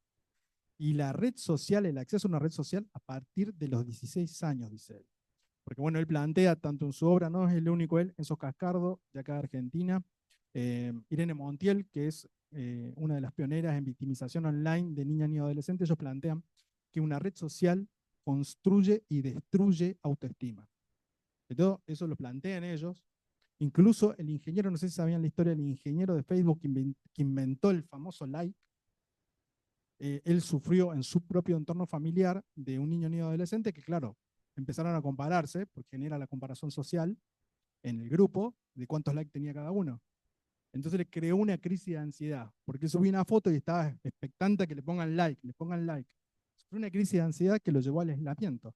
Entonces el ingeniero de Facebook, no me acuerdo el nombre ahora, se lo denuncia a Mark Zuckerberg. Y dice, me parece que esto está creando un daño en un rango etario que no le interesa, ¿no? Y Mark Zuckerberg le dijo, renuncia y te doy un like, porque renunció.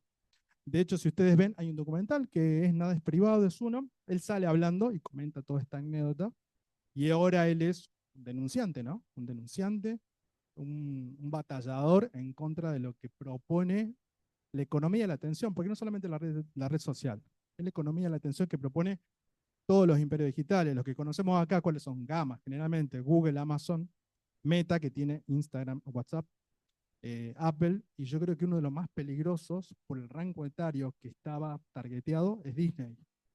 Hoy Disney es un imperio digital y es muy peligroso Disney. No sé si sabían que Disney, bueno, compró todo un conglomerado de comunicación, uno es Fox Sports, otro es ESPN, y Disney, el año pasado, compró la empresa de juegos online más grande de Estados Unidos. Y estaban por largar lo que se denomina ESPN Bet, la aplicación.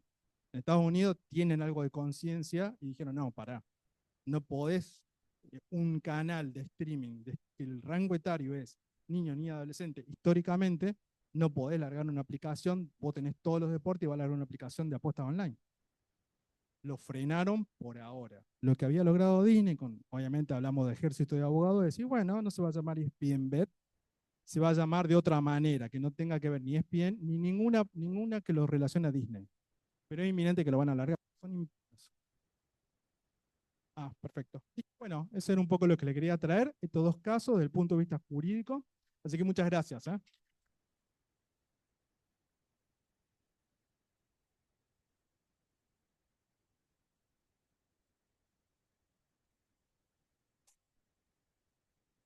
¿Preguntas para el panel acá?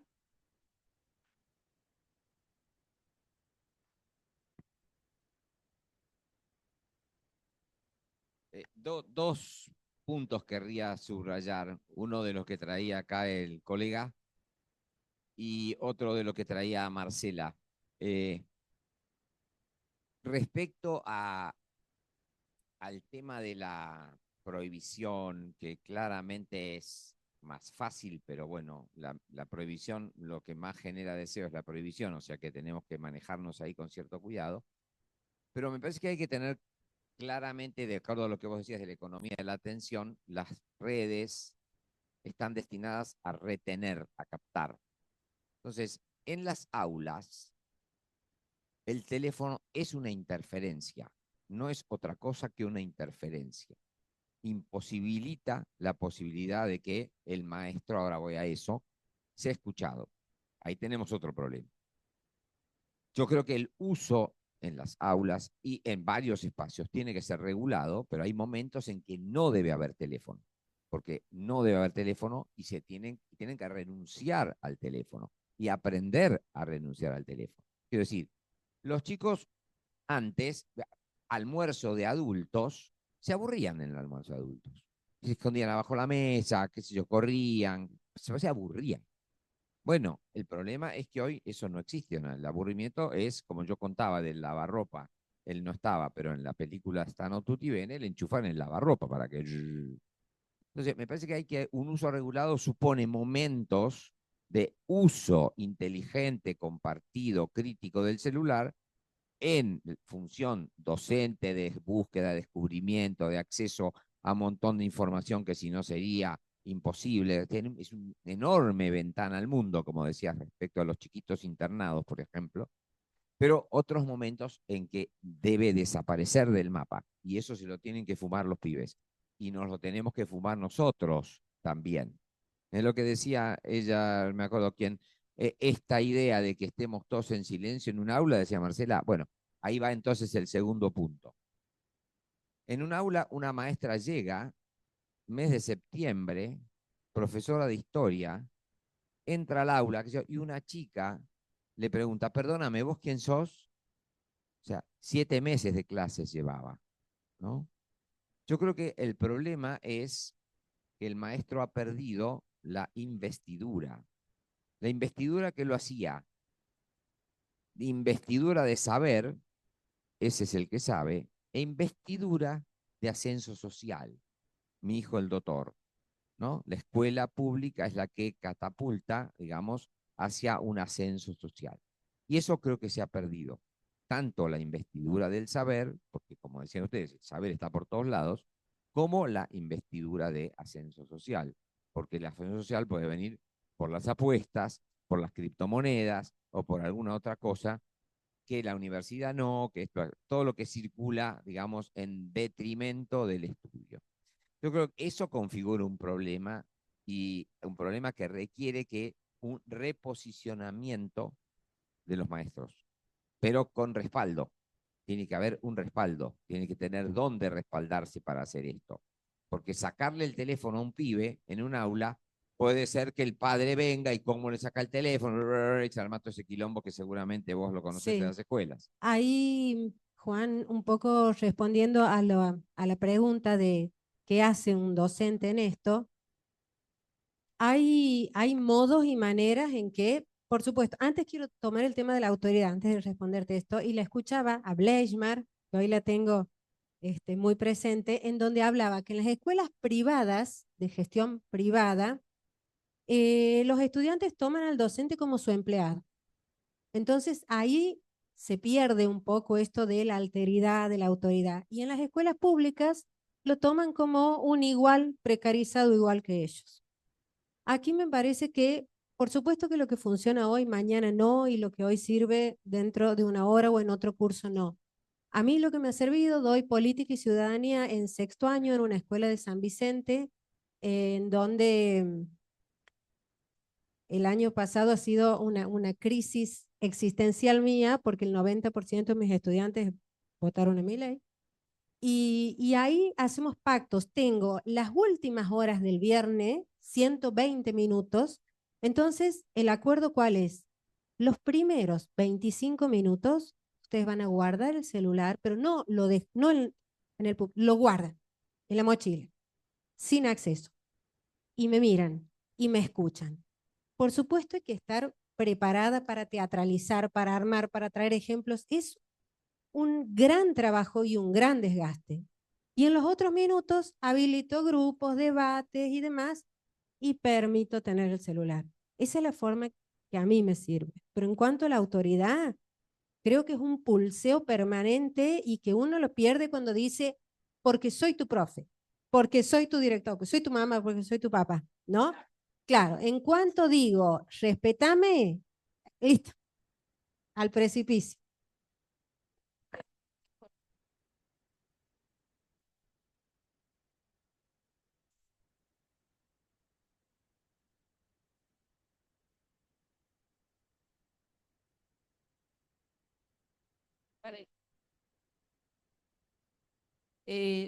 Yo quería agregar algo. ¿Sí? ¿Se puede? Me parece que, a ver, en las escuelas lo que tendríamos que pensar que efectivamente la autoridad ha caído mundialmente. Digo, venimos hablando de las consecuencias de la caída de la autoridad. Y una de las consecuencias de los efectos es la paridad, es que somos todos iguales también, en la parentalidad en las familias, donde, digo, en esa película que yo traía, se ve eso. Entonces, me parece que lo que tenemos que introducir más bien es la diferencia. No sé, no lo diría por el lado de la autoridad, sino lo diría por el lado de la diferencia. Y ahí es todo un trabajo. Es cierto que la educación está devaluada y está devaluado, los maestros están devaluados en todo sentido.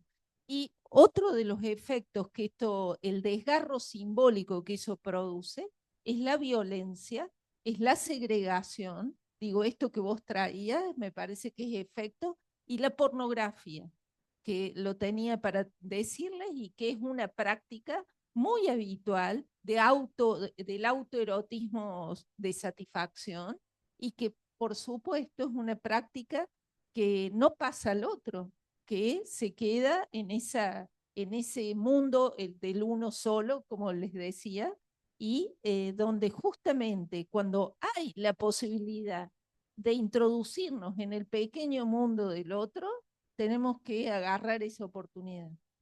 Nosotros somos los responsables de agarrar esa oportunidad. Yo quería decir algo en relación a lo que dice el licenciado, que hay que elaborar estrategias. No hay receta en el mundo ni protocolo que digan. De hecho, uno de los primeros colegios que prohibió el uso del teléfono celular fue antes del boom de adolescencia, fue en Irlanda, si mal no recuerdo. Prohibieron el uso del teléfono celular en clase, pero se demostró, porque fue un plan piloto, durante un mes, que esos niños y adolescentes llegaban a la casa y estaban más tiempo conectados. Entonces demostró que no redundó en un beneficio. Ahora de nuevo se prueba en otros y en otros. Para mí no existe una receta, entonces hay que ser creativo. Nosotros siempre en los talleres de la Defensoría planteamos esto: seamos creativos, establezcamos un diálogo multidireccional, siempre hablando de centros educativos, de todo el entorno, claustro docente, claustro estudiantil y uno de los más importantes, que es el familiar. El diálogo tiene que ser multidireccional, tiene que ser la comunicación abierta, el diálogo multidireccional, y tiene una consecuencia que va a ser lógica, que es el consenso. Si hay una comunicación, un diálogo multidireccional, el consenso va a caer solo, que es clave, me parece. Bueno, aplaudo el encuentro que nos va permitiendo poner el trabajo cada una de estas aristas y la mesa que cada uno fue poniendo desde su perspectiva cuestiones, bueno, claves para que podamos seguir trabajando, investigando este tema. Yo quería proponerles volver sobre el tema del consentimiento, que cada uno lo tomó y, bueno, me hacía pregunta, me parece que puede ser una, no sé, como una punta de hilo para poner al trabajo.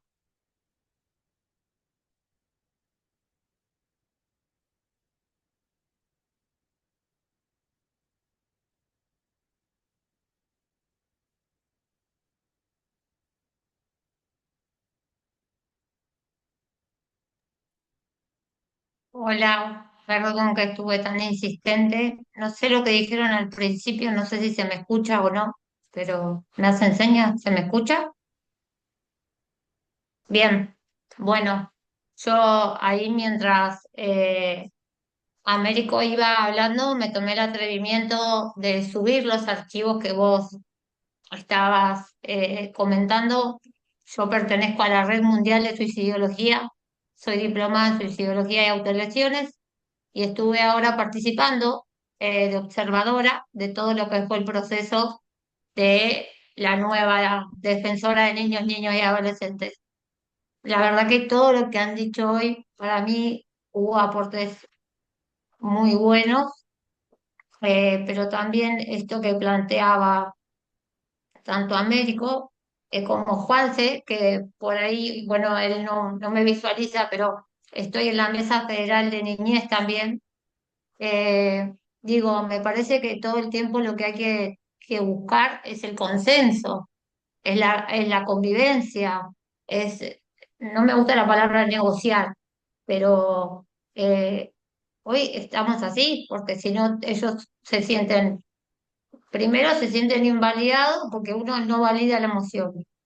Y el docente se siente que, no, que perdió el respeto. Entonces hay que buscar el espacio de la mirada sin hablar, de entender a ellos qué les pasa, porque después es ahí donde intervenimos nosotros, chicos, donde nosotros dijimos, ¿de acá qué pasó? No funcionó el andamiaje, porque yo lo puse, hoy estuve bastante insistente, pero pues me interesaba estar acá con ustedes. La tasa de suicidio en Argentina arranca a los 5 años y está registrado. Entonces estamos hablando de que ya hoy, y yo di un ejemplo, el TikTok para mí es pésimo. Para mí, para los que estamos en la red pensamos lo mismo, porque eso sí genera la réplica de los métodos. Porque hay gente que dice, no hay que hablar de suicidio. Sí, hay que hablar de estadística, no hay que hablar de metodología. Creo que esto de Córdoba y de Campana sientan precedente y está alucinante. Y eso es lo que hay que hacer, empezar a generar precedentes, porque si no, nada se va a modificar. Porque está buenísimo que hayamos sido precursores en ley de suicidio. Gracias a nosotros, después Paraguay, Uruguay. Yo a Ernesto y a Martín, que son los redactores, los aprecio un montón, pero también les digo, chicos, pasaron 10 años, pasaron 15 de la ley de salud mental. Y pasó la generación, bueno, alfa, beta, gamma, todo lo que hablaron hoy. Digo, me parece que mucho, y yo entiendo y escuché mucho, todo, mucho psicoanálisis, pero hoy nosotros, al menos con los chicos, hablamos de entrenar la vida, no de prevención de suicidio, de entrenar la vida. Y mucho justamente a través de DBT, porque es un día a día, es un encontrarse con ellos, es un paso a paso. Nada, más que nada era esto, y si por ahí el aporte le sirve, es que hay que hablar de suicidio, totalmente, hay que hablar. Pero para mí es esto, es cambiarle a, che, vamos a entrenar la vida y bueno, y potenciarlo a eso, porque hoy por hoy la principal causa en Argentina de muerte de chicos de 14 de 10 a 19 años, perdón, es suicidio. Entonces, me parecía como importante darles esto a ustedes, esta información.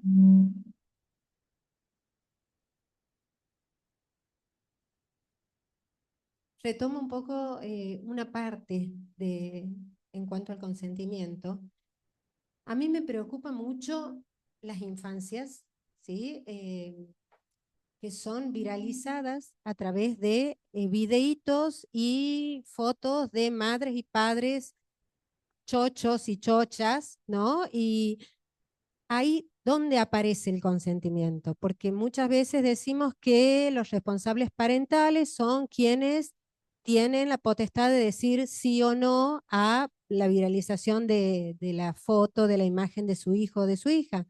Pero nosotros tenemos estas personas, estos influencers, ¿no? Que aparecen ahora en donde sus hijos o sus hijas son modelos de ropa o son captados en momentos de tremenda intimidad.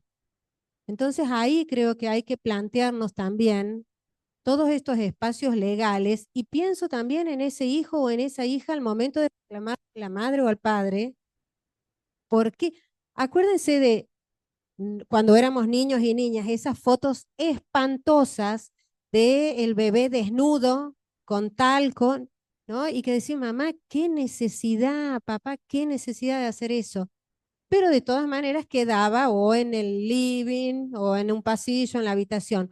Hoy en día eso está subido a una mirada colectiva en donde se da lugar a muchas atrocidades de las que todos estamos al tanto. Entonces ahí, para mí lo que vos preguntas es una pregunta que está, que no tengo la respuesta, pero sí quería aportar esto en cuanto a esa infancia viralizada, estigmatizada, violada de alguna forma.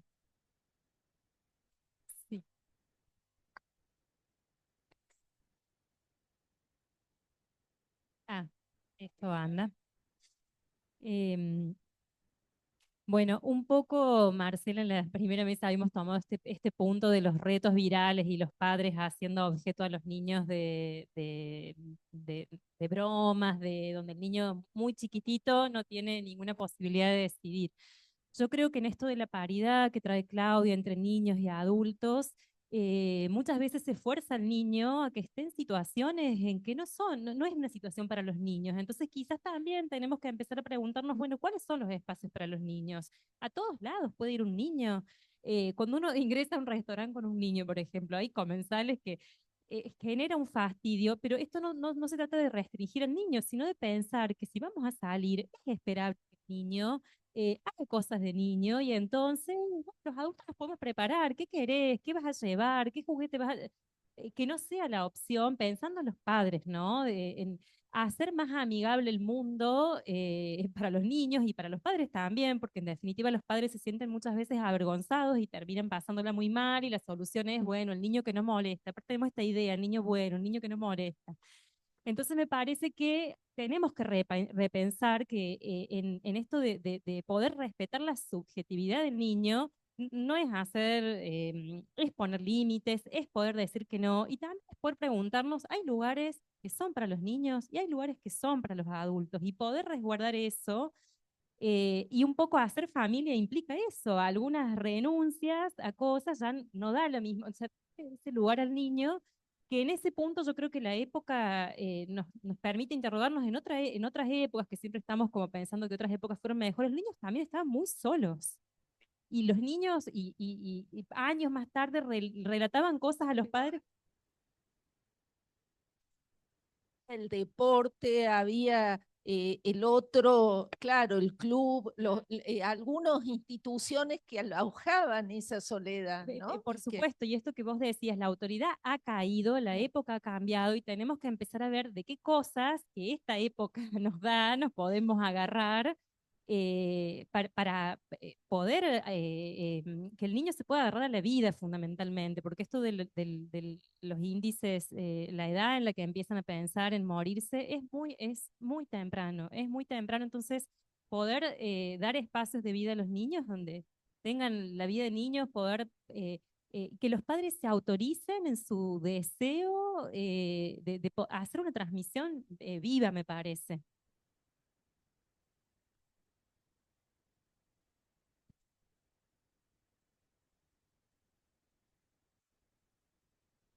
Bueno, muchas gracias ante todo por las exposiciones maravillosas. Espero ser clara. Me viene hace rato desde las primeras ponencias una metáfora que quiero compartir de Luis Pesetti, que él decía, culpabilizar a las redes hoy en día o a las pantallas es como buscar el anillo perdido donde hay luz y no donde se me cayó. Y me venía también esto a la mente, pensar todo el tiempo, reflexionar en los niños y en los adolescentes, pero yo todo el tiempo pensando en los padres que en las primeras entrevistas llegan a pedir, a plantear una demanda. Cuán impotentes están los adultos de estos tiempos, impotentes de no poder, de que ellos te planteen, se acuesta a las 3 de la mañana y lo puedo sacar de las redes, y yo le digo, y puede pagar el wifi, puede controlar esto de no prohibir, pero sí regular. Y vengo pensando hace mucho todas las demandas que hay sobre las infancias inquietas también, impulsivas, pero cuánta ausencia de semblante de un otro en los adultos, pero en esta sensación de impotencia, de que no están, y que seguimos hablando de los niños. Yo maravillada con que empezaran con escuchar a un adolescente. eh, También la experiencia en pandemia, yo trabajaba en un dispensario y en pandemia armamos un grupo de adolescentes porque los adolescentes no tenían acceso a la conexión para poder estudiar, entonces en el dispensario se les imprimían los trabajos, empezaron a llegar los adolescentes al sitio, al dispensario, les ofrecimos un lugar de apoyo, bueno, les imprimimos, hacemos las tareas juntos y se armó un grupo de adolescentes que duró 3 años. Fue una experiencia inédita, se llamaba el bodrio adolescente, puesto por ellos también, usando una palabra que ellos no conocían, y cuando le explicamos que era un bodrio, porque las viejas que armaron el grupo decían, bueno, que esto no hace un bodrio, y ellos, ¿qué es un bodrio? Y algo mal hecho, algo, bueno, le pongamos bodrio. Salieron cosas tan maravillosas con adolescencias trans, incluyendo, y se sostuvo 3 años y era porque los esperábamos, los mirábamos y era desde la lógica de, ¿qué quieren hacer? Queremos estampar remeras, bueno, estampamos remeras, ¿qué quieren hacer? Bueno, queremos ver un capítulo de, bueno, vimos un capítulo de una serie Sex Education, bueno, ¿qué? Se sostuvo porque yo siempre sostuve que los adultos tienen que estar acompañando y no esto, bueno, no, respetemos el lugar de los adolescentes, respetemos su intimidad, no invadamos, que era otra de las posturas. Y fue algo maravilloso el diálogo que se logró y cómo se veía el malestar que ellos tenían también en las escuelas. Y poder darles escucha a lo que pasaba en la vivencia post-2021, con el malestar que había en las escuelas y poder que un adulto le dijera, bueno, esto se puede hablar, fue algo maravilloso. Pero yo digo, hay que devolvernos a los adultos un lugar también un poco más de presencia, pero potente, digamos, ¿no? Eso era mi aporte. Sí, hay tantas cosas para decir, voy a tratar de ser muy breve. Una, totalmente, pero viste que yo decía, tomaba la frase de Milton, que es, cuando uno se desliza sobre hielo quebradizo, la única salvación está en la velocidad, como los dibujitos animados. El piso se mueve y los padres están, digamos, en esa situación. Yo creo que para eso, y no se puede culpabilizar a los padres, que son seres de esta época, y evidentemente hay, se podría decir, un enemigo en algún punto, que es no las redes, sino el marketing que viene adentro de las redes, los algoritmos que te venden, te enchufan y demás, te enchufan las apuestas, como decía él, si no lo paraban, te enchufan cualquier cosa, los nenes están todo el tiempo bombardeados. Yo creo que para eso, en relación a los padres, antes hablé de los maestros, hacen falta 2 cosas: respaldo y cintura. 2 ejemplos. Respaldo. Hay una campaña, por alguno lo vio, en Nueva Zelanda. Se presentifican a la puerta de la casa de una familia 2 actores porno, totalmente desnudos. Tocan el timbre, abre la puerta a la madre se horroriza, y dice, hola, ¿cómo le va a usted, fulana de tal? ¿Es la mamá de Mati? Sí. Ah, bueno, tenemos la información de que Mati está consumiendo muchas películas pornográficas. Entonces, Mati aparece con una cara de terror. Dice, bueno, Mati, queremos explicarte, mira, nosotros no somos actores porno, te queremos explicar que la sexualidad no es como en las películas porno, que hay consentimiento, o tiene que haberlo. En las películas porno no hay. Bueno, hay preservativo, una cantidad de cosas. Es una campaña del gobierno para concientizar sobre el tema, para respaldar, digo. Entonces me parece que hacen falta políticas que apunten a la relación entre yo diría, chicos, jóvenes, adultos y la tecnología y las redes. Hace falta algo que sea como una política, y hace falta que los jóvenes participen de esa política, como yo decía al final, en el Parlamento de las Infancias de Villa María. Cintura. Cintura, para mí, el ejemplo de cintura es el de un profesor de historia. Se encuentra tomando una prueba y se da cuenta que ahí en el fondo hay uno que se está copiando a mansalva de un machete. Entonces se acerca al fondo, se para atrás del pibe y le saca el machete. El pibe obviamente piensa, bueno, estoy en el horno, acá me ponen un 0. El profesor va hacia el frente y dice, miren, acá encontré un machete, qué sé yo, dice, vamos a hacer una cosa. Esta prueba la vamos a suspender. Yo la semana que viene, no sé, la próxima clase, voy a volver a tomar esta prueba. Pero voy a ponerles 2 notas. Una nota va a ser la de la prueba y otra nota va a ser la del machete, que cada uno de ustedes me tiene que entregar con la prueba, ¿no? Yo creo que eso es cintura.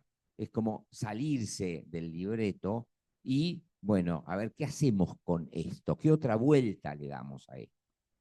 Bueno, eso.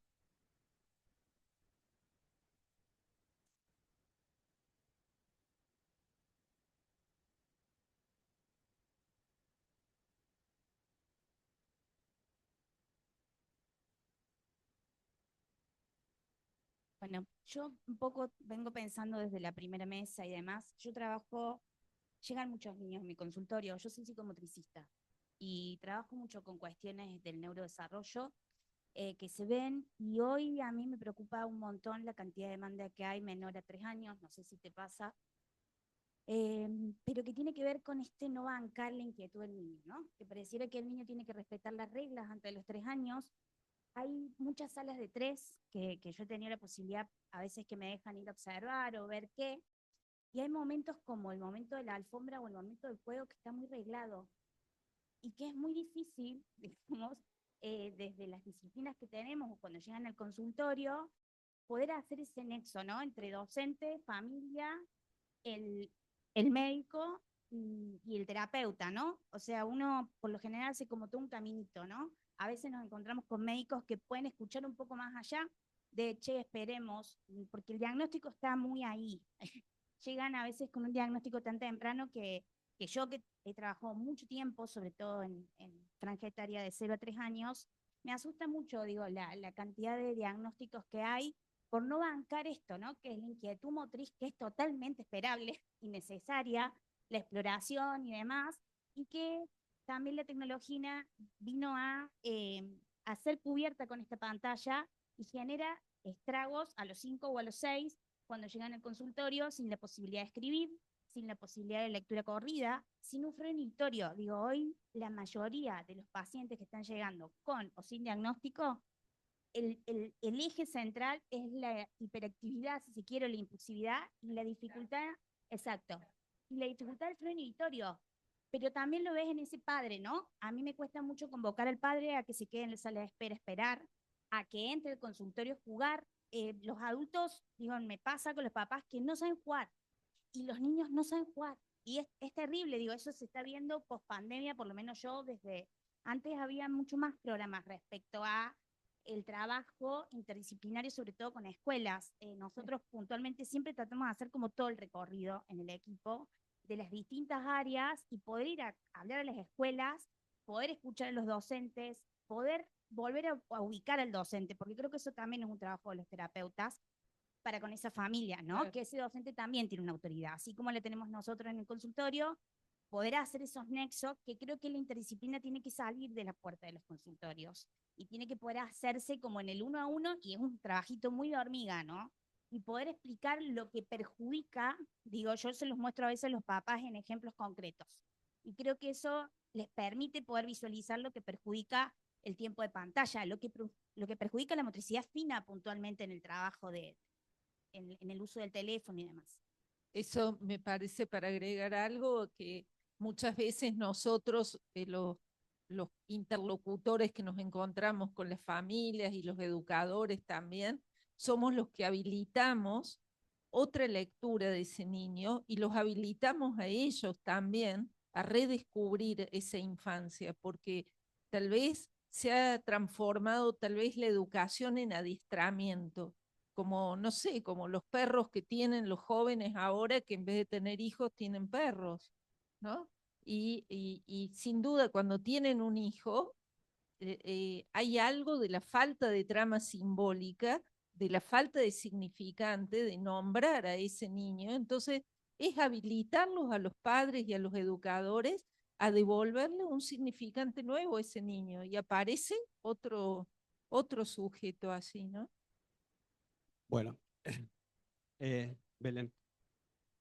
No, una cosa breve nada más de recordar esto del modelo ecológico de Bronfenbrenner, que un poco explica esta interacción de todos los factores, porque bueno, sin dudas cada niño viene con sus características neurobiológicas, pero interactúan con su familia, que también tiene sus características, y con las situaciones de estrés en las que estamos hoy, ¿no? También los trabajos, las familias que tienen que hacer multitareas, ¿no? Los padres que tienen que responder un montón de cosas, o tal vez hay una madre sola con muchos hijos, bueno, situaciones diferentes que hay que también tener en cuenta, ¿no?